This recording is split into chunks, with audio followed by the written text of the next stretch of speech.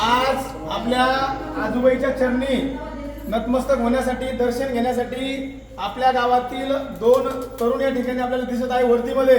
त्यांनी आपल्या अनवा गावाचं नाव मोठं केलेलं आहे। एक आमच्या अनवा पाडा गावचा आहे कुठांबरे सागर आणि दुसरा आमचा अनव्याचा आहे सुरडकर। हे दोघं भारतीय सैन्य दलात भरती झालेले आहे आणि अगदी साध्या कुटुंबातले दोघं सुद्धा शेतकरी कुटुंबातले मजूर कुटुंबातले हे दोघं जण तरुण या ठिकाणी आज सैन्यात भरती झालेले आहे। आणि काल सुद्धा आपल्या गावातला एक तरुण सैन्यात भरती झाला। कालही त्याची एक मिरवणूक काढण्यात आली आणि यांची आज विजयी मिरवणूक काढण्यात आली। या ठिकाणी मी तरुणांना विनंती करेल की आपण सुद्धा यांच्यासारखं काहीतरी कार्य करावं आणि आपल्या आई वडिलांचं नाव मोठं करावं, जेणेकरून आपली सुद्धा गावात एखादी मिरवणूक निघेल आणि सर्व गावाला अभिमान वाटेल। आणि सैन्यात जाणं म्हणजे ही आपल्यासाठी फार मोठी अभिमानाची गोष्ट आहे।